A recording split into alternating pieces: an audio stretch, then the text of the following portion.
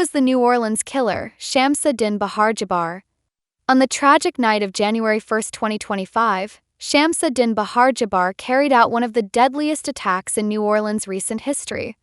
His actions on Bourbon Street left 15 people dead and over 35 injured during the New Year's Eve celebrations. As investigators work to uncover the full story behind this horrifying incident, one question looms large. Who was Shamsud-Din Bahar Jabbar, and what led him to commit such an atrocious act? Early life and background.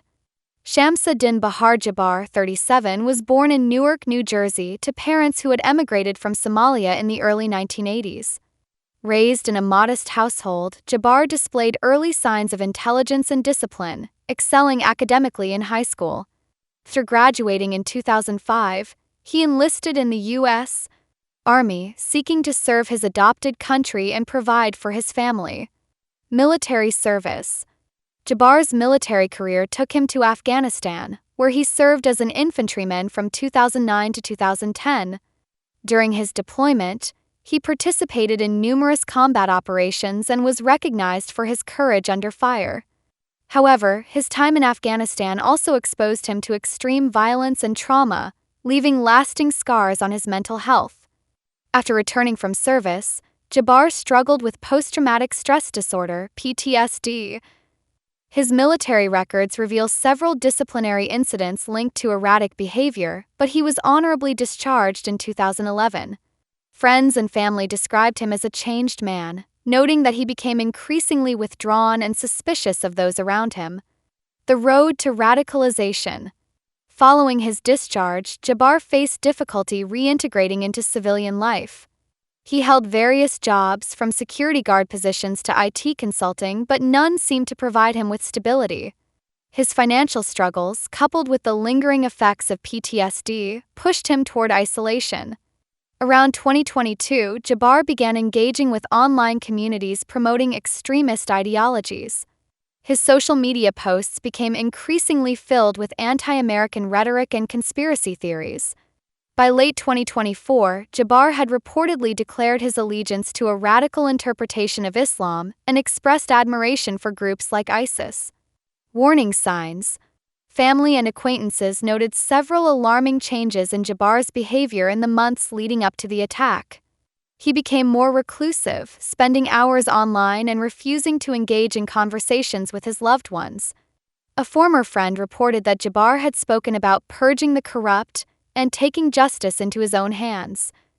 Despite these red flags, Jabbar remained under the radar of law enforcement. Records show no prior arrests or major criminal activity, making it difficult for authorities to predict his deadly intentions. Preparation for the attack. In the weeks before the New Year's Eve attack, Jabbar meticulously planned his actions. He rented a white pickup truck and stockpiled ammunition. Investigators discovered detailed notes outlining his strategy, including maps of Bourbon Street and a timeline for the attack. These documents suggest that the massacre was premeditated and aimed at maximizing casualties. The attack. On the night of the attack, Jabbar drove his rented truck into the crowded Bourbon Street, mowing down pedestrians before exiting the vehicle and opening fire with a semi-automatic weapon. His actions caused chaos and panic, turning a night of celebration into one of horror. Police officers on duty responded quickly, engaging Jabbar in a shootout and ultimately neutralizing him. Aftermath and investigation. In the wake of the massacre, investigators have focused on understanding Jabbar's motivations and potential connections to extremist groups. Evidence recovered from his vehicle included a flag associated with ISIS, along with handwritten notes expressing disdain for Western culture and a desire for retribution.